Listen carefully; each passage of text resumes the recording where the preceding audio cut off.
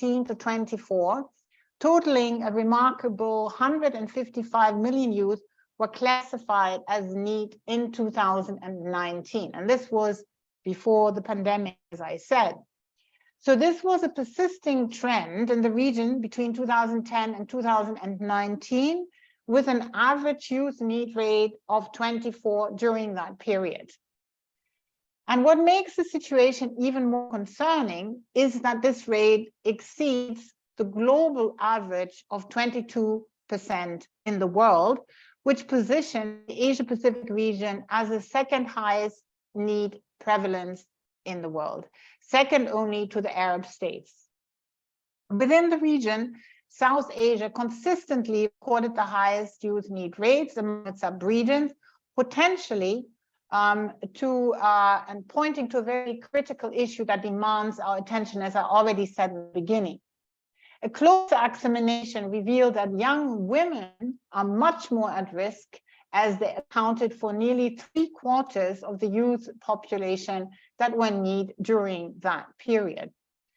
So the combination of the COVID-19 pandemic and its impact and the continuing financial crises has a significant impact on youth employment, with many young people losing their jobs or experiencing reduced working hours without opportunities for upskilling and reskilling. Therefore, there is an urgent need to understand and address the underlying factors that contribute to the exclusion of talented and promising youth from education, employment, and training opportunities.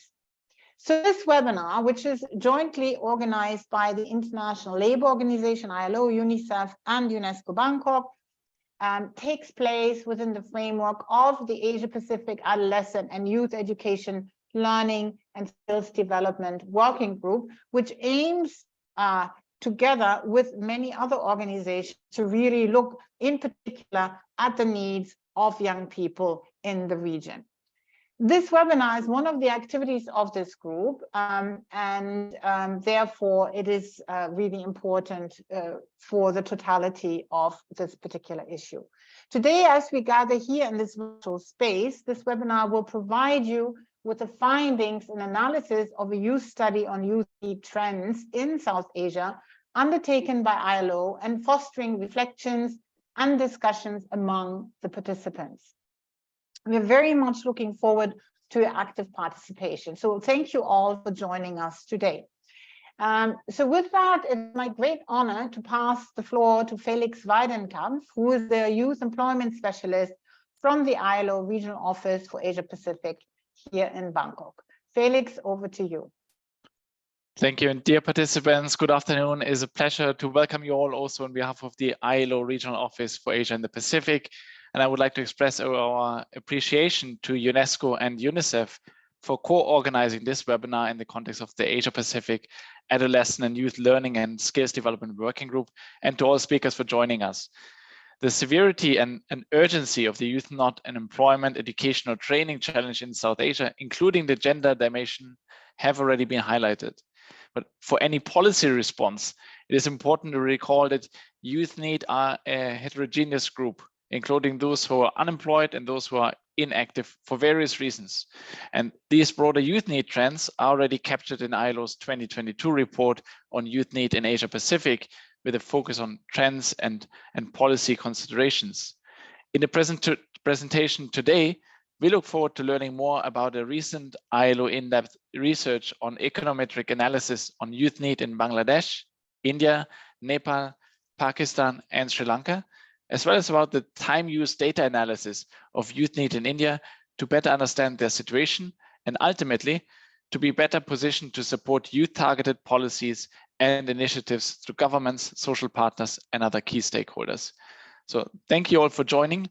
I now have the pleasure to invite and pass the floor to our colleagues, Neil O'Higgins, ILO Senior Employment Research and Technical Specialist, and Kate Brookie from the ILO Employment, Labor Markets and Youth Branch, who will share with us their research findings. Thank you.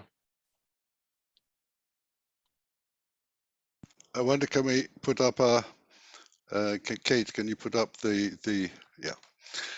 Hi, Well, in the wake of the COVID crisis, in fact, 1 in 3 young people in South Asia are not working and they're not studying. And if you happen to be a young woman, that is 1 in 2. Almost 50% of young women are not in employment, education, or training in the region. Before we get into things, I'd just like to reiterate that please put your questions in the Q&A and we'll endeavour to get to them either during the presentation itself or during the Q&A session towards the end of the webinar. Next slide. Good afternoon, I'm Neil O'Higgins, and together with Kate Brocky and Adam Al-Sheikhi, we've been looking at young NEETs in South Asia, in particular to broaden the evidence base in order to support measures to promote employment and reduce NEETs in the region. I'm going to talk a little bit about the general overview of NEETs and some general issues from our global research, and then I'll provide a little bit of background on South Asia, and then I will pass the floor to Kate, who will get into the nitty-gritty, get into the meat of the analysis on young NEETs in South Asia using labour force study, but also time use data, and we'll get into the purpose of that. Kate will take you through the purpose of that later on. Next slide, please. So, broadly speaking, young NEETs are a highly heterogeneous group of people. Broadly speaking, we can divide them up into those that are participating in the labour market, are unemployed and also not in education, and those who are outside the labour force, are not actively looking for work. But in order to support policy, we really need to go a bit further than that. Young NEETs, there are many reasons for being NEET, and in high-income countries, there's what's become a fairly standard approach to further identify subgroups based on the reasons for being NEET. So on the one hand, you have the unemployed of different types, and then amongst the inactive, so-called, those young people who are not actively looking for work, one can distinguish the discouraged, those who are given up looking for work because there are no jobs available, young people with family responsibilities, that is primarily young women, unsurprisingly, young people with disabilities, and then you have a residual other catch-all category for those young people who are not included in the other groups. Now, we think that this is not really possibly not the only way of doing this, and perhaps is not for all purposes ideal. So we've been looking at using time use data. That is actually looking at what young people are actually doing with their time in order to better identify the nature and characteristics of young people. Next slide, please. So in terms of the general picture, global picture, NEET rates vary very widely across the world, from well under 10% to over 70%. You can see from this figure that the darker colors represent higher NEET rates, and the Southern Asia region in general is fairly dark colored, indicating the relatively high NEET rates, as was already mentioned, present in the region. Next slide. And there are a number of regularities that we see amongst young NEETs, but the first and foremost, universally, NEET rates are higher amongst young women than young men. And this is especially true in South Asia. This is shown here by the ratio of female to male NEET rates. And you can see that the darker colors in the Southern Asian region shows how much, let's say, larger disproportionately the issue is for young women. Next slide, please. Okay, so beyond that, there are a number of regularities that we see at the global level, which to a greater and less extent we see also in the South Asia region. The first one is that the largest group of young NEETs everywhere is young NEETs because of family responsibilities. And as I already mentioned, these are unsurprisingly mostly young women. Secondly, NEET rates tend to fall as country income increases. NEET rates are also higher and the gender gap larger in rural compared to urban areas. And NEET rates tend to fall with rising individual education attainment, although this last is more variable across country. All these characteristics point to the NEET rate as a rather more reliable indicator of issues in youth labour markets than the more traditionally used youth unemployment rate. Finally, there is strong evidence of persistence and scarring, especially amongst young women. So simply stated, if I'm NEET today, I'm more likely to be NEET tomorrow. And this in itself is an issue of some concern. Next slide, please. So let me just mention one or two broader characteristics about youth labour markets in the South Asia region. Next slide. First and foremost, as already intimated, Southern Asia has a huge working age population. It's a substantial proportion of the world's working age population, nearly 1.5 billion.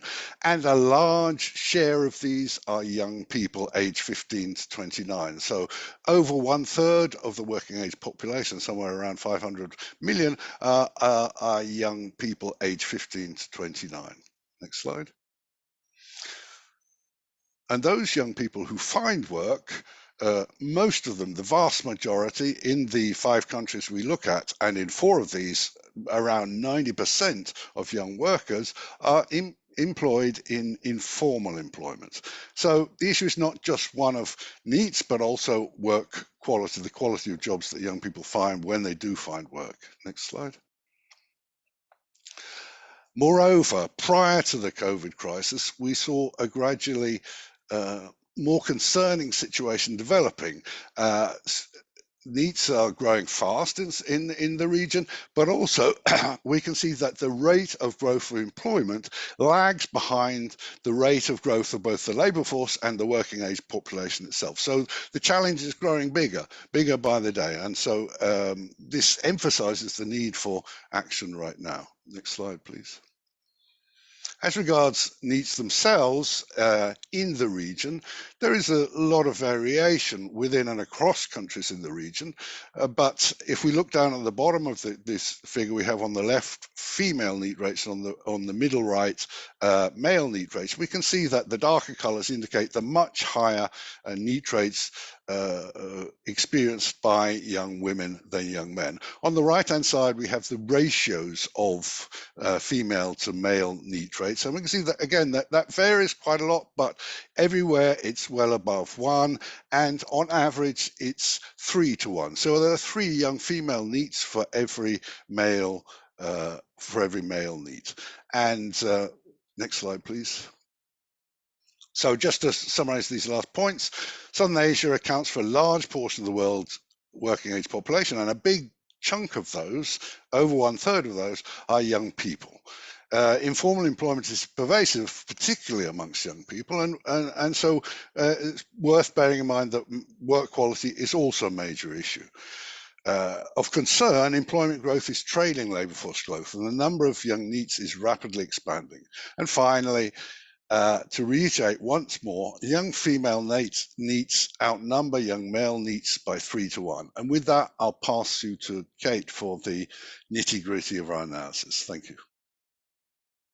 Thank you, Neil. So yeah, against that context, our research explores characterising NEETs in 5 South Asian countries: Bangladesh, India, Nepal, Pakistan, and Sri Lanka.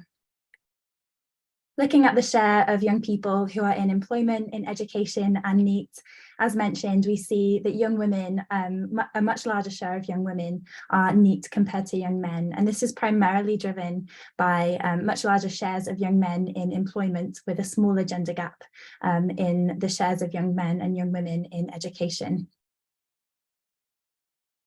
We look at descriptive NEET characteristics to understand the makeup of the NEET population.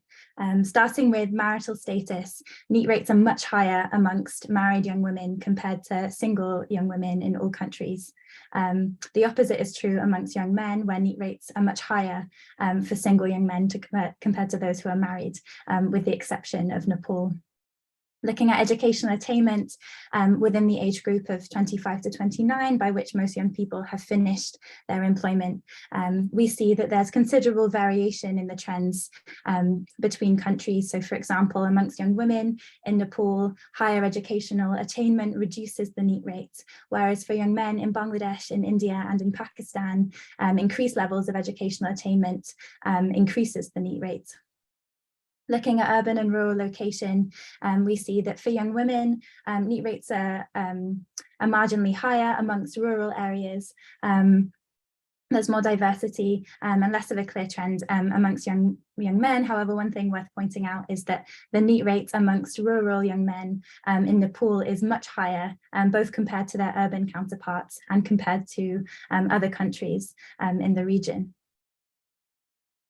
We explored these descriptive trends using econometric modelling techniques to help us predict the marginal effects of specific factors on the probability of being NEET, as opposed to being in employment, education, or training, controlling for the effect of other factors. And the general trends that we find is that young married women are much more likely to be NEET compared to their single counterparts. We found that older youth are also more likely to be NEET, and that rural young women are more likely to be NEET. However, the effect is much smaller for young men. We found that increasing education is associated with a reduced likelihood of being NEET for young men and women in Nepal and Sri Lanka.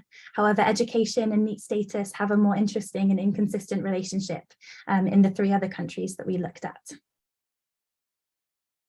We can start to break down and understand in more detail the makeup of the NEET population by separating young NEETs into those who are in the labour force, so are unemployed, and those who are outside of the labour force.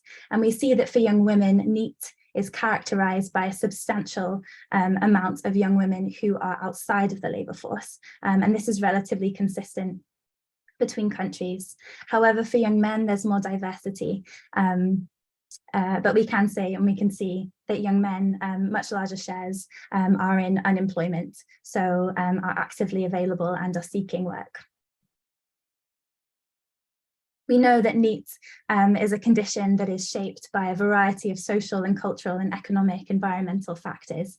And so in this research, we wanted to explore the impact of other variables that might not be able to be accessed through traditional data sources. We do this focusing specifically on India to look at the kinds of insights that we can get to enrich our analysis if we incorporate other data sets. So this research uses the Indian Time Use Survey and the Indian Human Development Survey.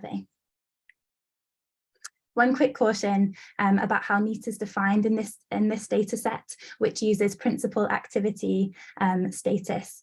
This defines someone's activity, so whether they're in employment or whether they're NEET, using the activity that they spent the majority of their time doing in the preceding year. And this means it's not directly comparable to labour force survey data, which characterises individuals based on the activity that they're currently doing within a much smaller reference period. Having said this, there is a large degree of consistency between the 2 operationalizations of NEET, but it's just important to recognise that it means that these 2 definitions of the NEET population mean that they're not directly comparable. So in order to dig deeper and enrich our analysis, we wanted to incorporate how household gender roles and responsibilities might be shaping young people's activities and opportunities. And so we included variables for household composition, including whether there's young children present in the household. We also wanted to explore how norms of female seclusion within a community might be shaping the opportunities for work and education. And we did this by incorporating district levels, rates of purdah practice into our analysis. We also wanted to look at the impact of economic status, recognising in a context where there's a lacking social security safety net for people who are not in employment, being unemployed and being able to wait to find an appropriate job could be considered somewhat of a luxury. We also included variables, to look at economic status, we included variables that capture household consumption level. And finally, to explore how class and caste might be impacting young people's opportunities, we incorporated variables looking at household social group. And so again, we ran the same econometric models, including these additional variables. And the general trends that we found was that household composition does have a statistically significant association with being NEET, but that this association is relatively small in most cases. However, having children in the household does increase or is associated with an increased likelihood of young women being NEET. However, the opposite is true for young men. We found that living in a district with stronger norms of female seclusion increases the likelihood of young women being NEET, but decreases the likelihood of young men being NEET. And we found, interestingly, that young women from scheduled tribe groups are much less likely to be NEET compared to other social groups. The most significant finding, however, is that even controlling for these social and economic factors, young married men are less likely to be NEET, but marriage has a huge association with NEET status for young women. Our model predicted that the marginal effect of being married for a young woman increases the probability of being NEET by 45 percentage points compared to being single, so it's really substantial. So we know that within the region, NEET is characterized by being female, by being outside of the labour force, in most cases being married, but time use survey data can give us a better insight into what the lived realities and experiences of this group are in practice. Time use survey data captures the activities that individuals do normally within a 24-hour period, and it's particularly useful because it not only captures paid work, but also forms of work that are unpaid or might be too intermittent or scattered in order to be captured by traditional labour force survey methodologies. This figure shows the average time spent on activities daily by male and female NEETs in India. And just to highlight a couple of key points, we can see that female NEETs spend 7.4 hours on average per day on unpaid domestic care and volunteer work. And this is so significant because this NEET group, which is often portrayed as being idle, are doing more than a 50-hour work week, but it's on work that is unpaid and unmeasured in a lot of cases. In contrast, male NEETs activities are much more characterized by time spent in social, cultural and leisure activities, as well as time spent in learning activities. It's also interesting to compare the time use of male and female NEETs with young men and young women in employment. And we can see that for young men in employment, on average, 7.1 hours is spent on paid employment per day. Interestingly, however, if we sum the amount of paid employment and production activities with the amount of unpaid work that is done, young women in employment spend around an hour more in the total unpaid and paid work compared to young men. And this is significant because even though they're working longer, the form of work, there's a higher proportion that is unpaid, that's unremunerated, and isn't being measured and therefore valued in the same way. It's interesting also to compare the time spent in different forms of work between young women in employment and young female NEETs. We can see that when young women are in employment and they're engaging in paid work, their paid employment time obviously increases, but we don't see the same relative decline in the amount of time that they spend in unpaid care work. And so even though they're doing paid work, rather than reducing the unpaid work relatively, just the time spent in total work increases, and that work burden grows to be the largest out of all groups.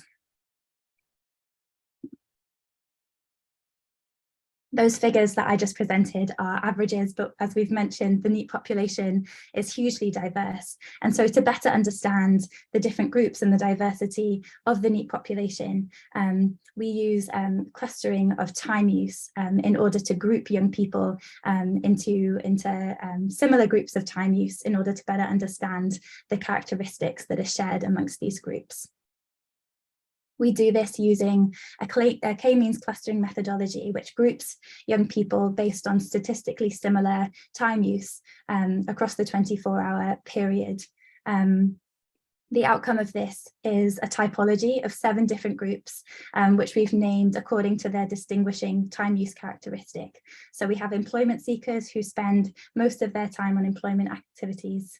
We have learners who are spending substantial time in learning activities, own use producers who are spending substantial time in the production of goods for own use, volunteers who are spending a large amount of time in unpaid volunteer work, household domestic workers who are spending most of their day in unpaid domestic services for the household, household carers who are spending most of their day both in household domestic work but also unpaid care work for household members, and then finally free timers who are spending the majority of their time in leisure, social and self-care activities.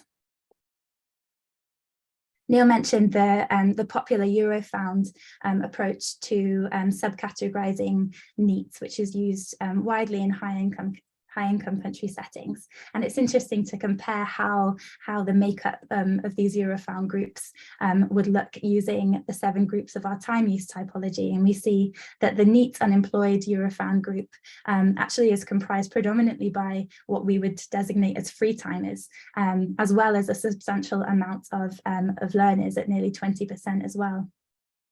We also see and get a bit more insight into what the realities of this NEET due to other reasons residual group looks like.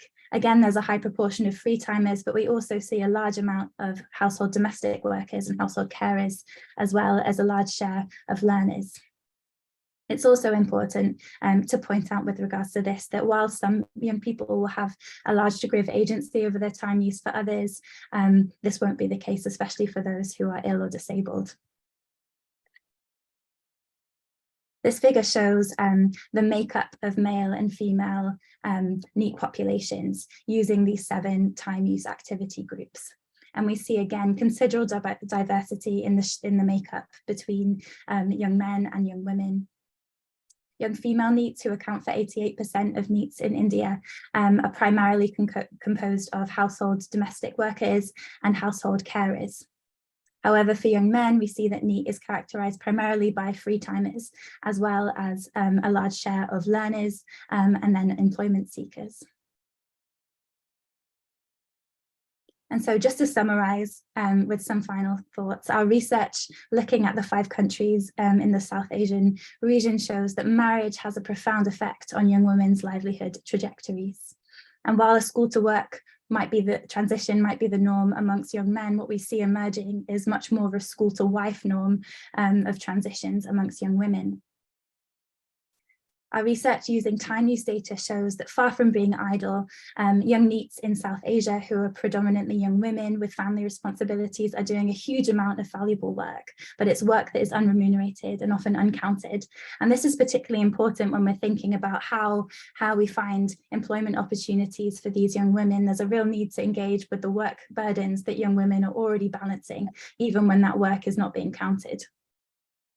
And finally, in the context of jobless growth that Neil presented, alongside lifting barriers to employment, we also need to think about where decent work opportunities could be found and could be made for young people in the South Asia region.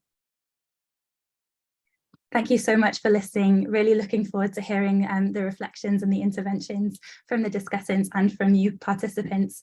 With that, I'll pass over to Chizuru. Thank you so much. Thank you very much, Neil and Kate, for the very interesting presentation highlighting the characteristic of youth NEET in South Asia. Now, we would like to move to the next section of the webinar, which is the panel discussion. I would like to introduce 3 distinguished female panelists. Dr. Radhika Kapoor, who is a visiting professor at the Indian Council for Research on International Economic Relations. Dr. Fahmida Khatun, Executive Director of the Center for Policy Dialogue in Bangladesh. Mr. Manjar Chaudhary, who is an active member of Generation Unlimited Global Young People's Action Team. And I'm Chizuru Iwata from UNICEF Regional Office for South Asia. I am the moderator of this panel discussion. In this session, we would like to hear insights from the panelists and have in-depth conversation on youth NEET issues in South Asia. If you have any questions to the panelists, please kindly type it by using the Zoom Q&A function. You can see at the bottom of the Zoom screen. And I believe you can also vote for other questions as well. And so without further ado, let's move to the question. Okay, I would like to ask first question to Radhika. Yes, okay. Radhika, thank you very much for joining the panel today. Firstly, I would like to ask your thoughts on the findings of this ILO study. I understand that you have been working on the labor issues in India, including the issue of informal economy and underemployment, which are the actually very huge issues in South Asia. So could you tell us how you think about the findings of this new ILO research and how the issue of underemployment relates to the youth need issues?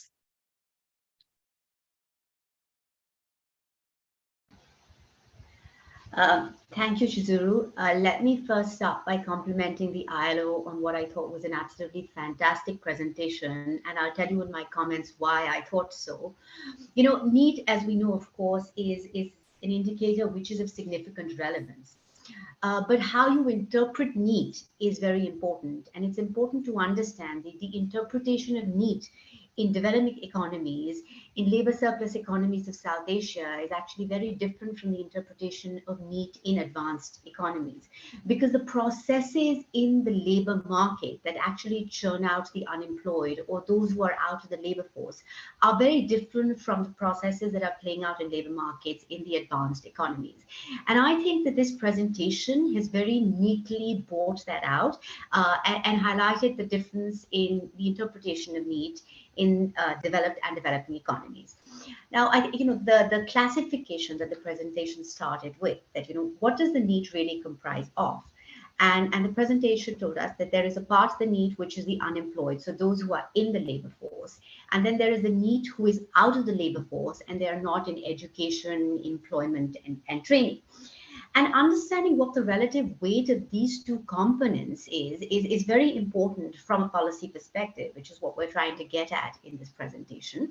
So that distinction between the two core components of NEET is important. And the second issue, which is important, is the gender dimension, which is also one that the presentation has gone into great detail. Now, let me focus my remarks more specifically on India, because that's what you'd like me to do here. Now, what's interesting, what's coming out of this analysis, and I'll summarize it and then take it forward to answer your questions, is that basically the unemployed amongst the NEET are actually a minority of the NEET group in India, and that subgroup is dominated by men. Now, this is really not surprising if we've been looking at labor market statistics in India, because participation rates are higher amongst men. Now, if you look at the other core component of NEET, which is those that are out of the labor force and not in education and training, that is actually the majority subgroup of NEET in South Asia. And that group is dominated by women. And again, you wouldn't be surprised by that, because we know very well that female labor force participation rates in India are very low. We know there is a greater incidence of illiteracy amongst women. So we're not surprised that the women, account for most of that group. And of course, the other very nice thing that came out in the presentation was how you correlated the characteristics of the men and the women who were in these out of labor force and in labor force components of NEET, and how that was correlated with their marriage. And I think the important thing that came out in the case of India, it was not explicitly said in the case of India, but I think that message was there, was that actually in the case of India, your education level for men increases the probability of being NEET. And again, that's not surprising, because if you look at our unemployment rates and you look at them by education levels and by youth, you'll find that actually the bulk of unemployment is coming from the educated youth. Because in a country like India, where we have weak social protections, and I'll get to that again when I address your issue of underemployment, remaining unemployed is a luxury which is enjoyed by very few people. It's one which is enjoyed by the better off, the richer and those who are better educated. So those correlations are the characteristic of men and women who were in NEET with their education levels, income levels, marriage, and so on was a very interesting and insightful classification. So anyway, coming back to the main point, the fact is that the NEET in India, the majority group is those who are out of the labor force, and that's dominated by men. And that is very different from what is in advanced countries, where it is the unemployed who account for bulk of the NEET component. And that then has important policy implications, because what it's telling us, and again, the presentation talked about the reasons for why these people were in need, is that it's telling us that actually it is a lot of structural factors. It is the low participation rates. It is the gender discrimination, which is actually responsible for need. And then we have to think through more carefully about, what the policy implications, the policy follow through of this should be. For example, there is a lot of emphasis on skilling and reskilling and smoothing transition. Now, how much weight should we put on such policies versus how much weight should we put on policies that actually enhance female labor force participation rates is very crucial to this discussion on NEET in the Indian context, I think. Now, two more things over here is, and that's something which again Kate brought out repeatedly, and I think it's we could keep saying it as much as we want, but it has to be said yet again, is the fact that we are saying that the majority group of NEET is those who are out of the labor force, and these are women.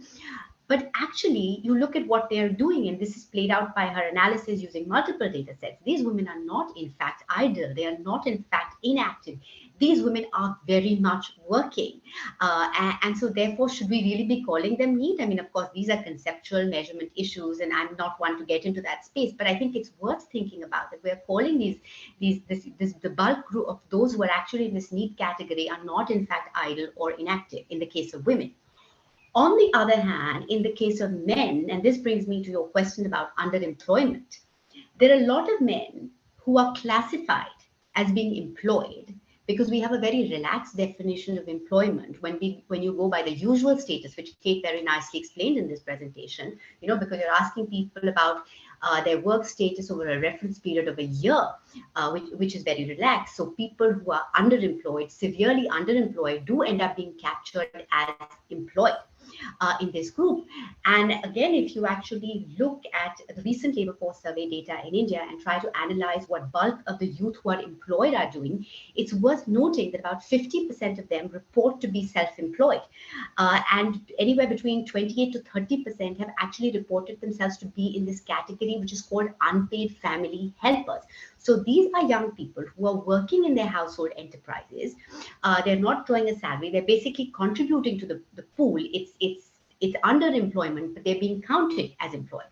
So interestingly enough, these people are not being put in the NEET category. In an advanced world characteristic country where you would be using a stricter definition of employment, you would be having shorter reference periods, these severely underemployed people would more likely have been out of the labor force and fallen in the category of NEET. But here we are calling them employed, and therefore they are not in the NEET category. And so I think it's worth thinking about this in the context of underemployed, because like I said, people can't afford to remain unemployed in a country like India. And thirdly, before I stop here, let me just touch on one more thing also about, the education. The education systems are in fact very weak. And so therefore, if you have been looking for a job, you may not be able to get back into education because there are not too many possibilities of re-entering the education system, and you could end up being severely discouraged and just drop out of the labor force. So there is also there are three dimensions here. One is the issue of low female labor force participation, which has a lot to do with social and cultural norms, and the fact that the burden of all the care work at home is undertaken by women. Then there is the issue of underemployment and weak social protection architecture. And the third is also the weak education systems. So let me stop for now here.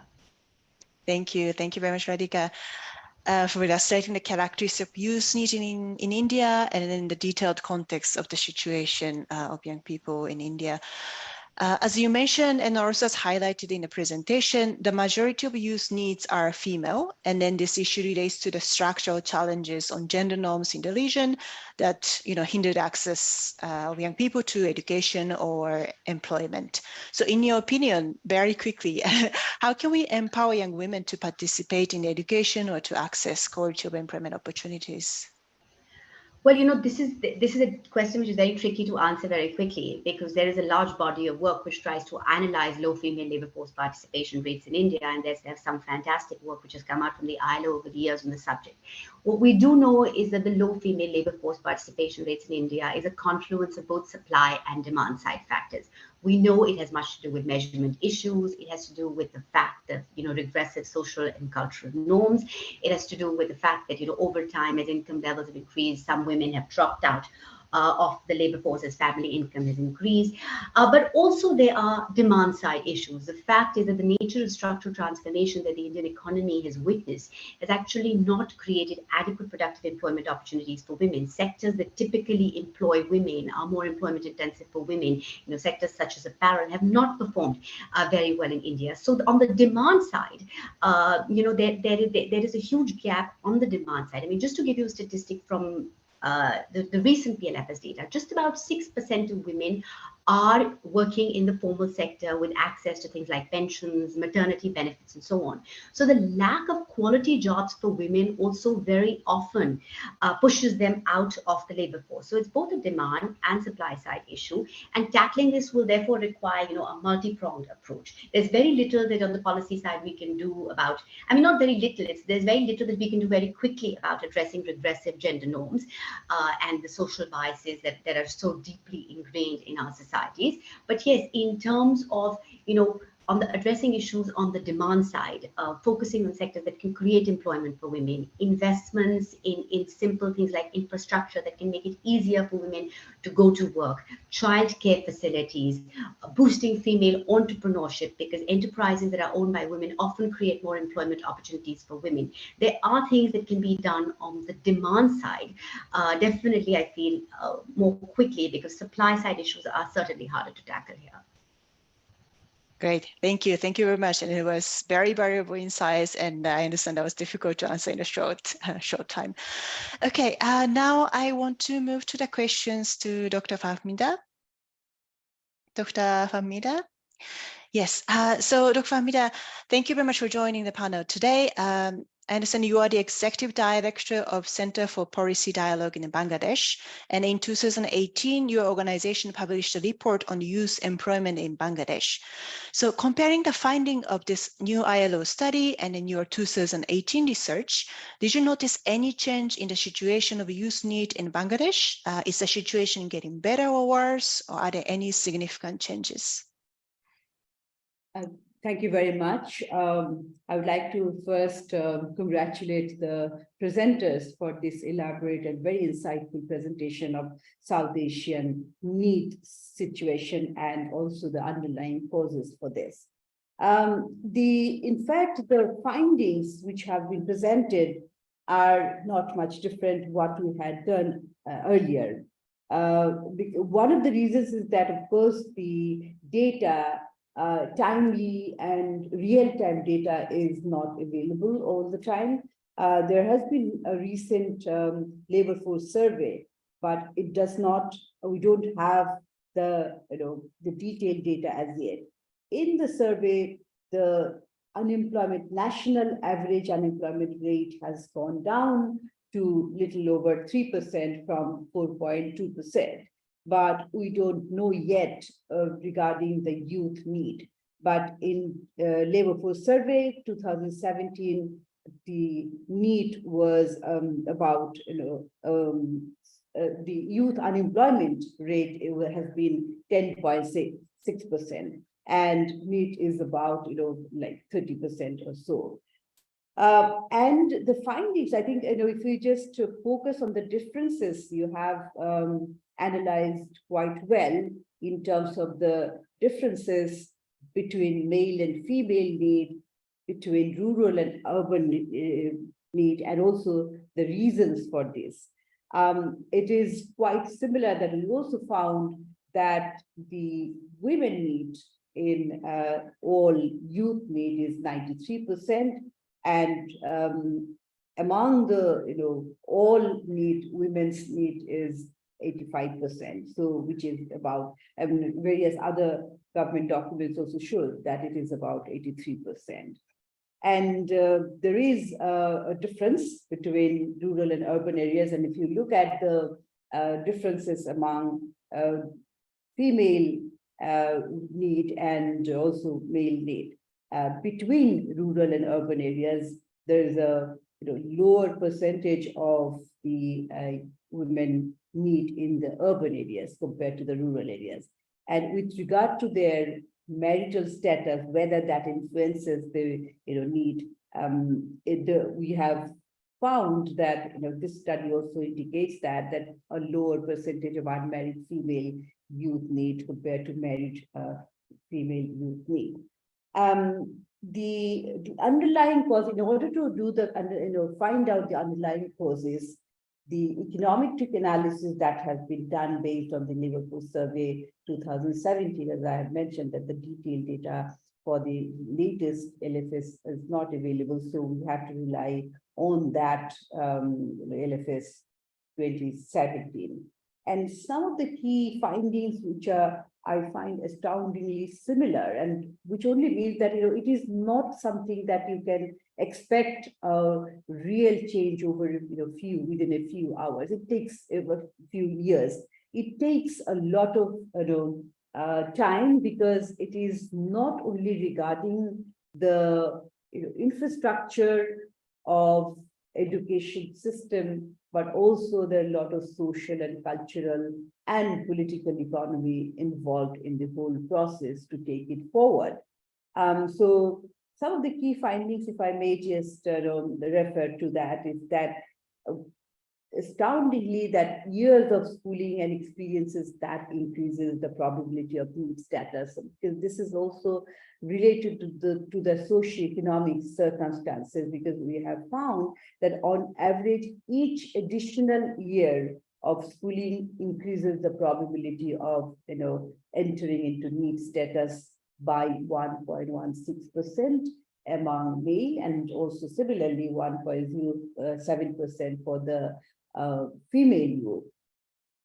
This is because that surprisingly, and which is commensurate with the social structure also, that as you get higher education, the choices becomes very selective, and the opportunities also become narrower, because when you have less education or lower qualification, the sphere of job opportunities are much larger. So then there is this tendency of youth not going to get any or take any offer.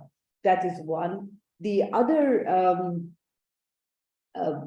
issue which has been highlighted in the study quite prominently is that housework or influence the NEET status, because housework, which is mainly done by female, so housework is twice as influential in deciding the NEET status for female youth compared to the male youth. So on average, additional hours spent doing household tasks increases the chances of entering NEET status by about 0.16% for female youth, and only 0.08% for male youth. The other factor is that land ownership. That has negative impact on female NEET status, because there is a relationship between land ownership and economic status. So when you have better economic situation of the household, female, particularly those who are in the wealthy household in the rural areas, they are less likely to be entering into the job market, so they have higher need. The other factor which is responsible for for higher need is that children. I mean, we found that the children reduce the probability of male need, because one of the reasons is that when you have more responsibility of looking after a family, then you would quickly want to get into a job. So then your choices, you may not decide on the type of the job, but because you need some livelihood to look after the family. And also which I have already mentioned, the location of the person influences the NEET status. Particularly female youth who are born in the urban areas, they had a lower probability of entering into the NEET status than the female who are born in the rural areas. These are some of the factors and also the features of the NEET situation in the context of Bangladesh. But as the previous speakers mentioned, and also the presentations quite rightly mentioned, that NEET does not necessarily mean that they are not doing anything. They are doing a lot of work which are not paid for, because we know the definition of job or employment is different. You know, the traditional definition of engagement in the economy and the growth of the economy is different from, you know, it has been a debated issue. It is different in the sense that only the jobs which have a market value, in exchange of which you get a value, monetary value, only those are counted for as economic activities traditionally, because they are accounted for in the national growth. So from that point of view, that's why we see that a lot of women are, even though they are engaged in various types of activities and spend a significant amount of time, they are not accounted for in the labor market. And indeed, we also undertook a study a little while back, but that was a representative survey of about over 8,000 women, and what we found that they spend at least 7.7 hours per day for the unpaid housework, whereas the share for men is much less. So if you want to value or that account for women's contribution to the economy, even for that matter men's contribution to the economy, who are not accounted for in the labor market or in the economy but engaged otherwise, then this whole definitional issue has to be also taken into consideration. Great, thank you. Okay, Thank I will you stop. Yeah, this yeah. Is okay. Thank you very much. Yeah, another question I want to ask you is what are the government response to these NEET issues? I understand you are among the panel of economists to develop the government Bangladesh 5-year plan, and I believe you're knowledgeable about the government's work. So if you can very quickly, in short, share what the government of Bangladesh is doing to reduce the number of NEET. Okay, yes, thank you. There are a number of policies which look after the employment of the youth. I would just mention probably two. One is the 8th 5-year plan, which recognizes the need for engaging the youth into the economy, and it has some programs and activities to improve the skills of the youth and also the creation of the opportunities for the youth. Among these is that the National Skills Development Authority Act of 2018. So the goal of this NSDA is to formulate and also implement the strategies which will give skills to, and not only giving skills, but also coordination among various ministries, because of course it is the responsibility of the Ministry of Labor, but also the finance, women affairs, and many others. So it is the coordination among various ministries and institutions are very important. Then there is this Industry Skills Council. So that also provides linkages between industries and also the vocational training institutes which are there, because these vocational training institutes are there, but then their curriculum has to be catered to the job market, and then various ministries are working. And also the National Skills Development Authority that has been set up, that's providing various sort of training. But having said that, there is the progress of these activities or various initiatives that actually fell short of expectation, because the need is much more.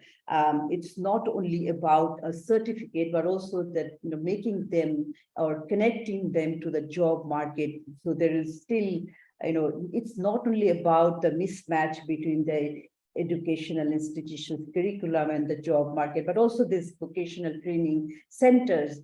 They have to be more market oriented to reduce that gap. That's one of the important criticisms from the private sector also.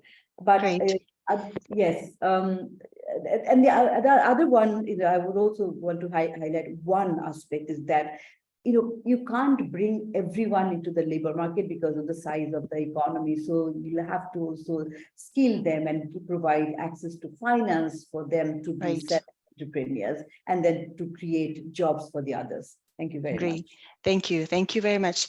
So now we would like to hear from a young person. So Samandra, thank you very much for joining. And I understand you are a member of the JNU Youth Action Team and you are actively working on youth employment agenda. So based on your experiences, can you tell us how young people in Bangladesh think about the youth need issues? What are the key challenges for them? Thank you, Chizuru, and thank you for giving me the opportunity to add the youth voices on behalf of them. So I will be very brief because all of the comments are covered. So first of all, if I focus on the young woman, okay, first let me ask, I will leave all of the participants, all of you with some food for thought and think you can think about it and how you can coordinate in your work. So South Asia is growing. South Asia's economy is also growing. So the question is to what extent this growth supports young women? We need to ask this often. And young woman faces social and cultural barriers. There is nothing to add more. It's so if I give an example, a young woman grown in rural area with not having an education, a young woman with education growing up in urban area will have challenges. Both faces challenges, but their challenges are different. But they face challenges. So we need to figure out where are the challenges and how we can support them. And also the concept of economic empowerment is bit different, and are we on the same platform? Are we on the same page? Let me give you an example. If a garment female worker earns money and at the end of the month she gives the salary to her partner, hands over the salary, do we call this economic empowerment? Do we call her economically empowered? We need to ask these questions. These are not the same thing.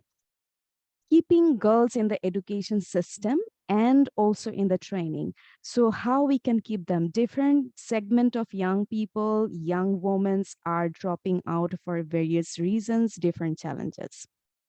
So we also need to think about that.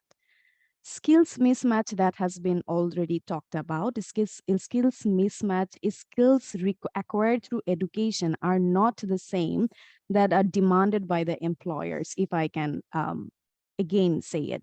And transition from the education to employment can be a daunting process for young people and especially young women. There is not, we cannot say there is enough effective career counseling services, mentorship program for all the young women, for all the young people, all the segments. I am raising the voice on behalf of all the young segments when I say it's about indigenous young people, minority group, LGBT, transgender, rural, urban, young women, people with disabilities. Thank you. Thank you very much, Samandra.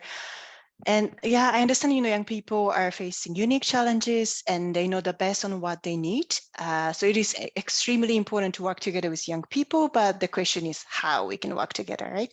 So very briefly, can you share your insights or suggestions on how we can work together with young people to solve the NEET issues? I will sum up my experiences working with the youth-led organizations and all the young people. We need to understand how prepared young people feel to enter into the job market. We need to understand their aspiration, their future aspiration. How can we support them to reach their skills they prefer, remove those barriers for them? And contextualization is the key. Comprehensive understanding to local context, contextual challenges, specific challenges in the area for young people. Involve young people at every stage of decision-making process. Don't give them your decision at the end of the process. That's not co-creation, that's not inclusion. Collaboration is the new currency. We need to collaborate with all the stakeholders. If I can say in one word, public-private youth partnership, we call it PPYP at Generation Unlimited. Provide mentorship and guidance, tailored interventions for young people and also young women and all the youth segments. Skills building interventions, facilitate job placement that Fahmida Appa already mentioned. that I'm not lingering more, ensuring meaningfully growth and meaningfully youth participation, if I can say. And that's it, Chijuru. Great. Thank you. Thank you very much, Samandra, Dr. Famida, and Radhika. So now we would like to move to the Q&A session. We're actually running out of time. And I think many of the questions are already answered in the Q&A box. Thank you very much for the speakers. So maybe the first question is for the ILO team. I think there's a question on your slide 7 that saying that proportion of need decline with the increase of household income, while the traditional perception was, if the household income increase, the need rate will increase as well. Neil and then Kate, do you want to quickly touch on this?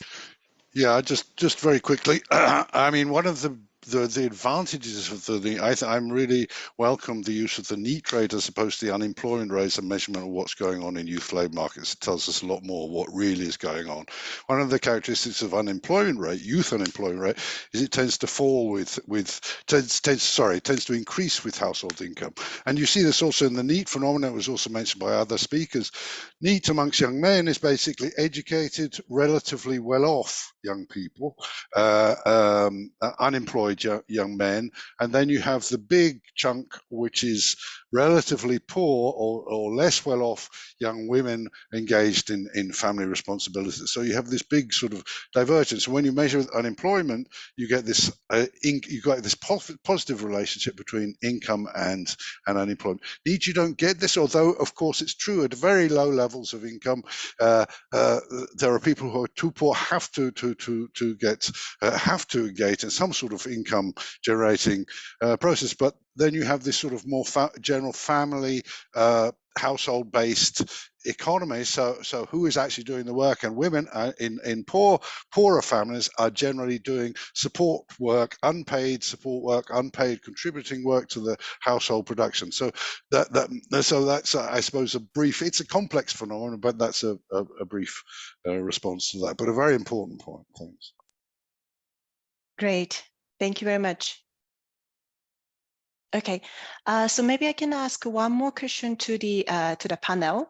So there's a question asking the panelists' insights on the short-term and then long-term need, and then its implication to the policy response. Any panelists want to come answer to this question? Radhika? Sorry, where is the question posted? I can't locate it. Okay, it's in the Q&A section.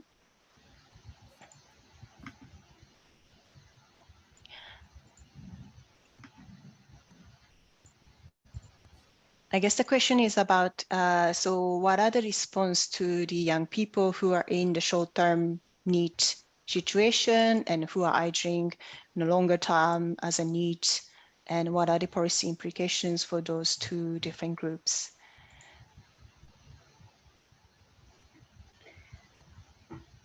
Right. So I don't know if in the ILO analysis there is something on how you would classify the short term versus the long term need, because I think one of the things there you would require panel data to actually see somebody who's been long term need.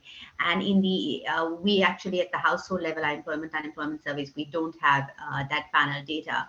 But intuitively, I think one of the issues, and this was also kind of alluded to in the presentation, is the scarring effect, the persistence of being in need for women. So in the case of women, most certainly, those who have not been working, who got married, and they are now in the outer labor force, not in education, employment, not in education and training category, for those women to re-enter the labor market is very challenging. And in that case, the need is, they're likely to persistently remain in the need. And even in the case of men, like I mentioned, because of weak education systems, it's possible that if you have not been able to kind of find that sort of job that fits in with your aspirations, or the education system has actually not turned you out to be employable or job ready, you're just educated on paper, the avenues for entering into back into education or into the labor force are dim. So there would be, I think, policy that it's important that those who are NEET in the short term are pushed out of that NEET category. Otherwise, there is fear of being persistently NEET, and there's a scarring effect on your career throughout. Great, thank you very much, Radhika. So we want to hear more from the speakers, but unfortunately we are running out of time. So, but I believe the panelists and speakers can continue responding to the questions in the Q&A box until the very end of this webinar. Now I would like to pass the floor to Margarete for the closing remarks. Yeah, thank you very much. I'd like to start by thanking, first of all, the ILO and two speakers for the excellent presentation and the very interesting analysis that was done, and sharing it with us. And then I'd like to also pass my thanks to the three respondents for giving us further insights in what's happening in India and in Bangladesh, and then very importantly, the points of view of youth, to really understand what youth feels is happening, number one, and secondly, how possibly we can respond to the issue. Because in the end, while it's very important to understand what are the different factors for needs, which is of course a very big problem in South Asia, the question evidently that follows is what can be done about it. So what we heard, I mean, predominantly, of course, I mean, all of the speakers confirmed that it's a problem that is very much gender-based. On the one hand, it's really something that really concerns girls and women much more than men, and so it's really a socio-cultural issue. It's also an issue that is based on economic status. All of the speakers confirmed that. And also depending on location, meaning young people living in rural areas have much less possibilities of entering the labor market. What I found interesting is that while some speakers did refer to the weak education system, many of you spoke about that, and also the mismatch of education with labor market and the needs to also work with TVET institutions and the private sector to really ensure that the curriculum that is offered in these specialized institutions really correspond to what is required. Bangladesh reported that the higher you move up in the education system, meaning not in the education system, the more years of study you have, that actually increases the possibilities of NEET. So we do have a little bit of a tension here, which is always interesting. But I think as such, what we really have to maintain is that overall, there is a clear weakness of education. It's not about being in school, but it's about the quality of schooling. It's about what kind of education is offered, and if it really helps young people to acquire the kinds of skills they require for further work. Now, it's not just about this is not just about skills for work, but it's also about skills to be a lifelong learner, if I may say so, because we know we live today in a world where the labor market is changing extremely rapidly. And somebody mentioned skilling and upskilling. This is about being able to unlearn and relearn and be able to learn new skills. We're talking about digital skills nowadays. We're talking about green skills and blue skills. And having these soft skills and being able to keep on learning is important. I also wanted to just say that obviously the empowerment of women is at the center of the debate for South Asia. But in order to do that, it can only be done with men. Men have to become aware, they have to be empowered themselves for ensuring that there will be a change in the social cultural norms in order to ensure that everybody will have an equal chance to have a job that corresponds to their capacities.